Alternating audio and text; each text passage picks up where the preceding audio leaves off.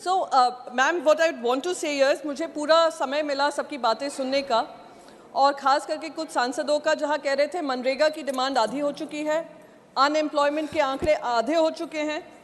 तो मैं उनसे पूछना चाहूँगी कि अगर उनके आंकड़े सही हैं तो मनरेगा में जो अखबार हमें बताते हैं और जो रिपोर्ट आती है, मनरेगा की भारी मांग क्यों हो गई है, दुगनी क्यों हो गई है।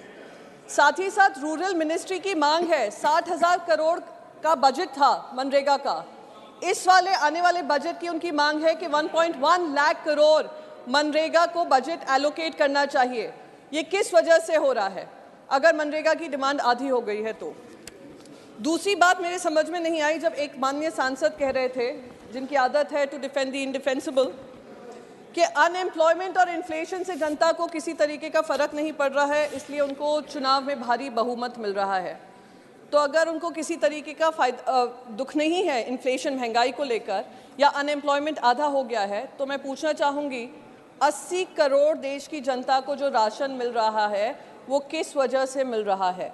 या तो उनके पास रोज़गार है, और अगर रोज़गार है तो उनको ये 80 करोड़ लोगों को ये राशन की ज़रूरत क्यों आ पड़ी है। जीडीपी की बात हो रही थी, और एक और चीज़ उन्होंने कही थी कि आरबीआई के आंकड़े ब्रीच नहीं हुए हैं इन्फ्लेशन के।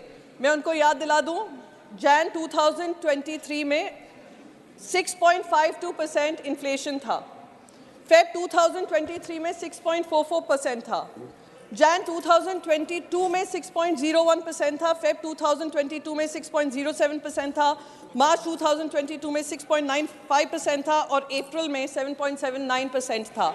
ये इन्फ्लेशन जो ब्रीच किया है आरबीआई के आंकड़ों का 6% का।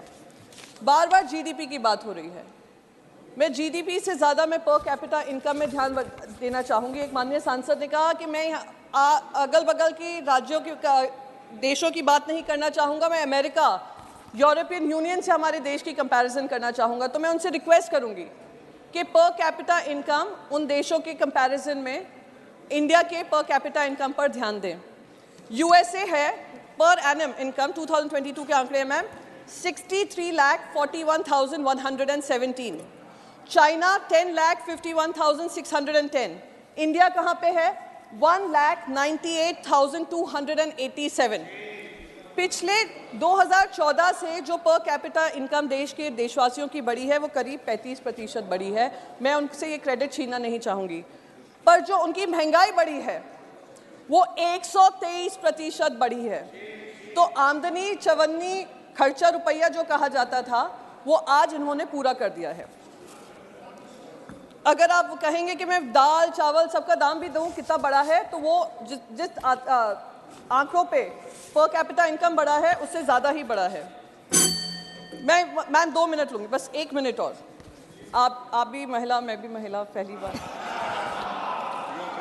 जो रुपी डेप्रिसिएशन की बात हुई थी, मुझे याद है जब गुजरात के मुख्यमंत्री होते थे प्रधानमंत्री जी, वो रुपी के गिरने पे कितना अफसोस जताया करते थे। कितने उनके भाषण हैं, कहते थे पाकिस्तान के रुपी स्ट्रॉन्गर हो रहा है, बाकी देशों का करेंसी स्ट्रॉन्ग हो रहा है, हमारे देश का ही क्यों वीक हो रहा है। और आज दिल दुखी होता है जब पढ़ता है कि हम लोग हिस्टोरिकल लो पे जा रहे हैं। इंडियन रुपी हिस्टोरिकल लो पे है अगेंस्ट द डॉलर। वो किसकी नीतियों की वजह से हुआ है वो देश, आई एम श्योर माननीय वित्त मंत्री हमें बताएंगी, यशस्वी प्रधानमंत्री जी। और जब ये पढ़ते हैं poorest performing currency in Asia, ma'am बस एक last minute, 1 last minute ma'am please, thank you so much, thank you so much. Unemployment के आंकड़े मैं उस पे जाना, ma'am please 1 last minute, 1 last minute. Last में मैम लोन राइट ऑफ्स के बारे में कहना चाहूँगी। बहुत बार ये बात हुई है कि गरीबों का ध्यान दिया है, गरीबों का उत्थान किया है। 10.6 lakh crore loan right of हुआ है, जिसमें से 50% जो लोन राइट ऑफ हुआ है उन कैपिटलिस्ट का हुआ है जिनका पूरा समर्थन भारतीय जनता पार्टी का है। तो आप जब गरीबी की बात करते हैं, सबका साथ सबका विकास की बात करते हैं, तो सही मायने में देश में सबका साथ और सबका विकास लाएं।